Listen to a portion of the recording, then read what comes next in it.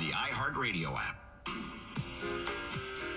Russell 105.50 KFYI. Thanks so much for being with us. He is Rob Hunter. I'm Mike Russell. Joining us is your Attorney General Mark Brnovich. And a big congratulations, a big win for the First in the Nation lawsuit against the Biden administration by our man Mark Brnovich. A big win today. Tell us about it.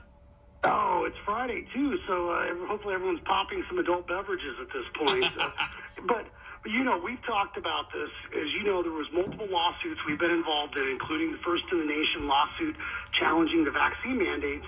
And this was another victory for medical freedom because a federal judge here in Arizona issued an injunction saying that federal officials and entities cannot force federal contractors or subcontractors to have their folks get the vaccine. So basically that means the federal contractors, subcontractors here in Arizona can rejoice because the court says they do not have to require vaccine for their employees. So it's another big win, another overreach by the Biden administration. And I wonder, Mr. Attorney General Mark Brnovich, do you have a tally on the number of lawsuits you filed against Biden? Because it appears to me 1 year and 8 days into his term, he is setting a record in the number of overreaches of the outside of the Constitution as possible.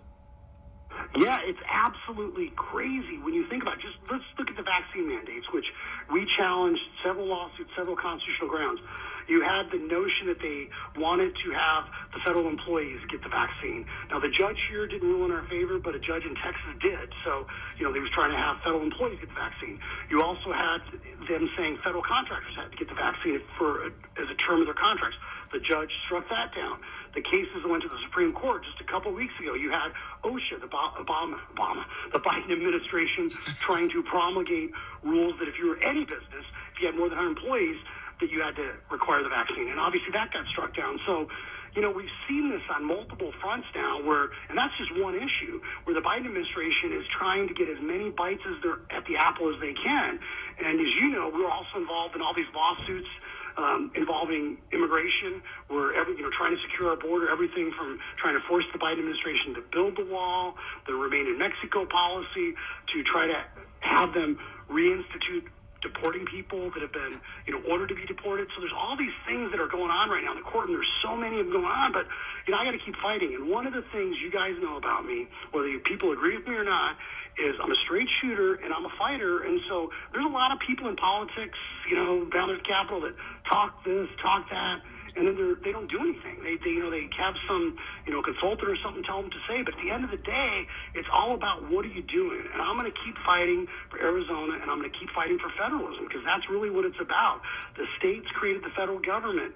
The federal government didn't create the states, and Joe Biden doesn't apparently understand that, and Kamala Harris doesn't apparently understand that. Attorney General Mark Brnovich joining us now on a big win of Brnovich v. Biden. Now, what happens next? Is this just now the law of the land? You can't do it. It's deemed unconstitutional. You can't mandate federal contractors fall in line and bend the knee, or does this go somewhere else?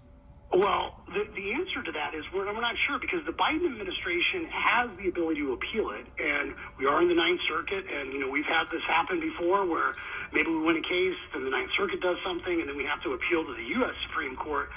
So I don't know. I don't know if the Biden administration is going to move on, but obviously this was a huge federal power grab, and, the progressive left this consolidation of power in D.C. is something that they've wanted to do, and, Congress, should obviously, hit the executive when it comes to funding all this nonsense, eliminating or reducing that funding. But until that happens, these cases are going to keep winding their way through the courts. And as of now, the Biden administration hasn't appealed, but they have a couple of months to make that decision. And this is a state that Joe Biden won, a state that he is ignoring since becoming president, taking for granted that his, whatever it was, 11,000 vote victory. But one of the major things he's also ignoring is the border, Mr. Brnovich, our Attorney General. And you've noticed that with what we learned about the DHS Secretary, Alejandro Mayorkas, and him essentially saying to Border Patrol agents that this is this administration's policy of ignoring the border. You guys, the Border Patrol, are overwhelmed. What do we have to do to change that? Because this is such a big issue for us that live in this state. Well, that's why we are involved in so many lawsuits against the Biden administration, trying to get him to just enforce the existing law, obey the existing law, and continue to build the wall. And at the end of the day, you just sit there and you ask yourself, what is the Biden administration's strategy when it comes to the border, other than essentially allowing the cartels to seize control of it? And I think that when you think about Mayorkas, Secretary Mayorkas, I mean, can you name me a worse Biden cabinet official? And that says a lot, that he's the worst. I mean, there's a lot of incompetence there. And the fact that they've literally ceded control of it, we have a record amount of deadly drugs flowing into our country, into our state, into our country. And you Secretary Mayorkas, even the Democrats in Congress can't explain to the American people why this lawlessness is being perpetuated and where it'll end. Because at the end of the day, you guys know Americans are tired of paying the price for Joe Biden's reckless policies, and we are seeing that in the cost in human lives, the cost in rising crime in our neighborhoods, and just the erosion of the rule of law, of what they are doing just on the border alone. I don't even know if it's erosion, Attorney General Mark Brnovich. I think it's just pure you're ignoring it, acting as if it's not there, and they are above the law. The police cam video came out. I don't know if you saw this out of the New York airport of an unmarked 737 unloading illegal immigrants in the middle of the night, and the contractor saying, yeah, this happens all the time. The DHS told us to keep it on the down low. The Department of the Bureau of the Army, or whichever one it was, he said, tried to keep us on the down low. We can't even give you our ID to a police officer. That is how blatant this is going, and it's out. And today the White House says, well, yeah, we told you we were pretty open about that back last year, so who cares if it's illegal, essentially? Do more lawsuits help the cause, or is it just making noise? Well, first of all, if the Biden administration has nothing to hide, it wouldn't be hiding behind black tarps and doing things in the middle of the night, right? I mean, that's just a general rule.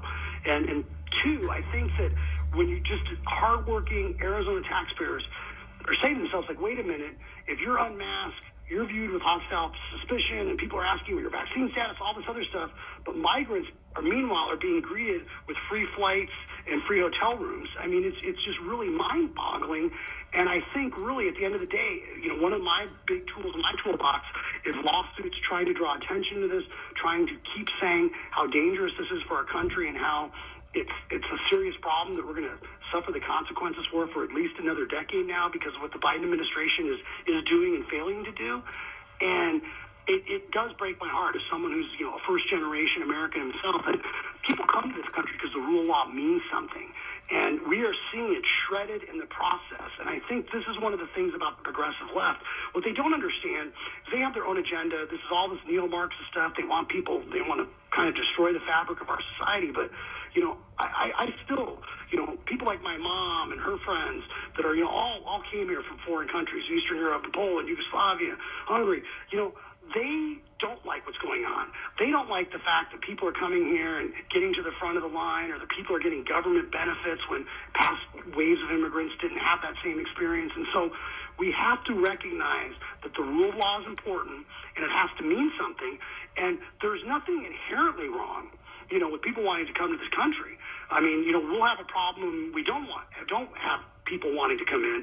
The problem is that you have to have rules in place, and you have to do it legally. And so that's the big thing. And so, that's why I'm not exactly sure what the Biden administration is doing. I'm not sure what Secretary Mayorkas is doing, except that they are systematically, one time I thought maybe they wanted to get rid of ICE, but I think they just want to get rid of the southern border. I think this is some sort of, neo-Marxist great progressive dream where they can have a world without borders. Attorney General Mark Brnovich, congratulations on the big win, and thank you on behalf of all of us for the big fight and continuing the fight. Coming up, Biden's call to Ukraine didn't go well. According to the